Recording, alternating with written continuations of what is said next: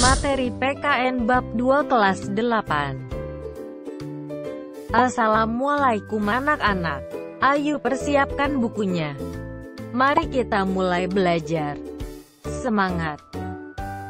Bab 2 menumbuhkan kesadaran terhadap Undang-Undang Dasar Negara Republik Indonesia tahun 1945.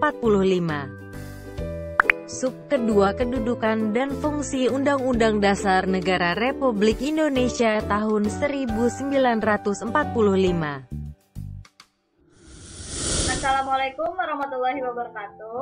Halo semuanya, apa kabar? Semoga kalian dalam keadaan yang baik-baik saja ya. Ya, hari ini kita akan melanjutkan pembelajaran PPKN Bab 2 mengenai menumbuhkan kesadaran terhadap Undang-Undang Dasar Negara Republik Indonesia tahun 1945. Nah, pada kali ini kita akan melanjutkan subbab yang kedua ya. Oke, hari ini kita akan belajar tentang kedudukan dan fungsi Undang-Undang Dasar Negara Republik Indonesia tahun 1945. Kalau sebelumnya kita telah belajar mengenai kedudukan dan makna pembukaan Undang-Undang Dasar Negara Republik Indonesia tahun 1945. Kita mulai saja ya. Oke. Ya. Sebelum kita memasuki pembahasan atau topik utama kita pada hari ini, kita melihat dulu nih, mengapa sih Undang-Undang Dasar atau konstitusi di sebuah negara perlu dibentuk?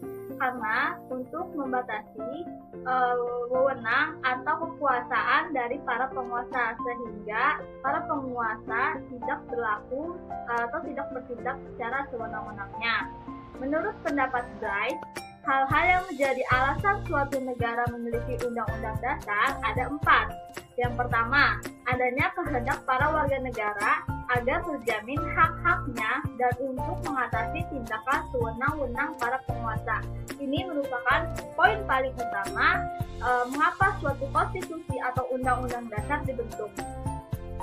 Lalu yang kedua, adanya kehendak dari penguasa negara dan rakyatnya untuk menjamin sistem pemerintah negara.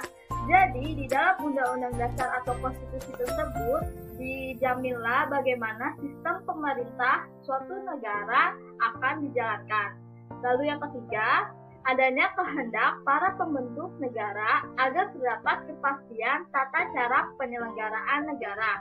Pada poin ketiga ini, di dalam konstitusi atau undang-undang dasar akan dijelaskan secara mendasar bagaimana badan-badan negara melaksanakan tugasnya.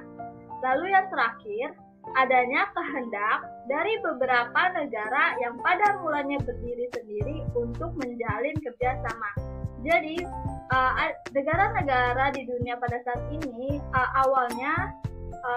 pada awalnya mereka berdiri sendiri, merdeka dengan cara mereka sendiri, lalu kemudian mereka bekerja sama untuk membentuk satu kesatuan negara. Nah, kita tahu bahwa Indonesia memiliki konstitusi tertulis, yaitu Undang-Undang Dasar Negara Republik Indonesia tahun 1945. Nah, Undang-Undang Dasar kita ini atau konstitusi kita ini memiliki 2 poin penting atau memiliki 2 kedudukan penting dalam tata urutan peraturan perundang-undangan di Indonesia. Yang pertama, sebagai sumber hukum bagi peraturan perundang-undangan, dan yang kedua, sebagai hukum tertinggi dalam tata urutan peraturan perundang-undangan di Indonesia. Nah, Undang-Undang Dasar ini atau konstitusi kita negara Indonesia ini sebagai sumber hukum, artinya peraturan perundang-undangan atau sumber hukum yang kedudukannya di bawah Undang-Undang Dasar harus berpedoman pada Undang-Undang Dasar, sehingga tidak boleh ada terjadi penyelewengan atau harus sejalan dengan apa yang tertulis di dalam Undang-Undang Dasar. Nah, yang Sehingga Undang-Undang Dasar ini memiliki kedudukan tertinggi dalam tata urutan peraturan perundang-undangan di Indonesia. Nah, pada subbab sebelumnya kita sudah mempelajari bagaimana perbedaan rincian sistematika Undang-Undang Dasar sebelum dan sesudah amandemen. Nah, kita lihat bagaimana rinciannya. Ini adalah sistematika Undang-Undang Dasar setelah amandemen atau setelah perubahan. Hanya terdiri dari dua unsur. Yang pertama pembukaan yang terdiri dari 4 alinea, dan yang kedua merupakan batang tubuh atau pasal-pasal. Nah, pasal-pasal ini di dalamnya telah mengalami perubahan yang cukup signifikan. Pada mulanya hanya terdiri dari 16 bab, kemudian bertambah menjadi 21 bab. Pada pasalnya sebelumnya hanya sebanyak 37, sekarang menjadi 73. Lalu ayat terjadi penambahan sebanyak 170 ayat. Lalu pada pasal aturan peralihan berkurang menjadi hanya 3 pasal aturan peralihan, dan untuk aturan tambahan memiliki atau tidak berubah sama sekali. Nah, selanjutnya kita akan mempelajari apa itu konvensi. Nah, selain Undang-Undang Dasar atau Konstitusi tertulis, ada juga yang dinamakan Konstitusi tidak tertulis. Konstitusi tidak tertulis ini salah satunya adalah konvensi. Konvensi itu adalah aturan dasar tidak tertulis yang timbul dan terpelihara dalam praktik penyelenggaraan negara. Walaupun konvensi ini tidak tertulis, tetapi keberadaannya diakui, bahkan terpelihara sehingga dilaksanakan dalam penyelenggaraan negara. Nah, contoh konvensi ini seperti pidato kenegaraan presiden dan lain sebagainya. Oke. Nah, kita akan beralih pada fungsi Undang-Undang Dasar Negara Republik Indonesia tahun 1945. Terdapat 3 fungsi penting. Yang pertama alat kontrol, pengatur, dan penentu. Undang-Undang Dasar 1945 sebagai alat kontrol, artinya Undang-Undang Dasar ini mengontrol aturan hukum yang lebih rendah daripadanya, sehingga aturan hukum tersebut harus mengikuti apa yang tertulis di dalam Undang-Undang Dasar. Yang kedua, yaitu sebagai pengatur. Maksudnya adalah bagaimana kekuasaan itu disusun, dibagi, dan dilaksanakan. Semuanya telah tertulis atau tercantum di dalam Undang-Undang Dasar 1945. Dan yang terakhir sebagai penentu. Artinya, Undang-Undang Dasar 1945 menentukan apa saja hak dan kewajiban negara, aparat negara, dan warga negara. Oke, kita akan melihat bagaimana sih sifat Undang-Undang Dasar Negara Republik Indonesia tahun 1945.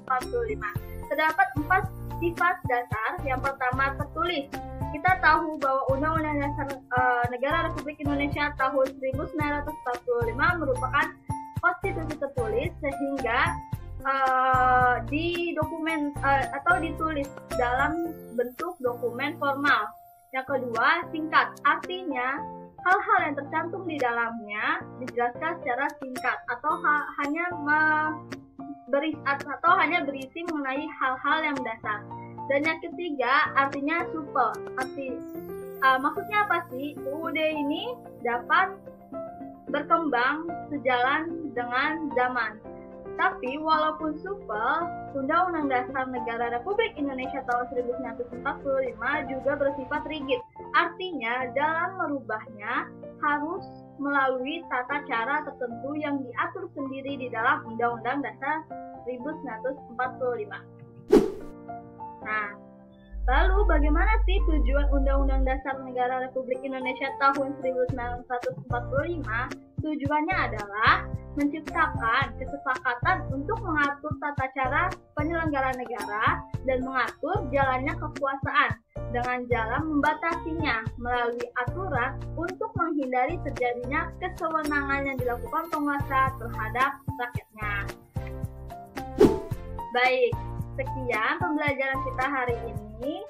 Semoga bermanfaat. Kita bertemu di pertemuan selanjutnya. Wassalamualaikum warahmatullahi wabarakatuh. Apakah ada pertanyaan? Silahkan berikan tanggapan kalian. Terima kasih, sampai jumpa.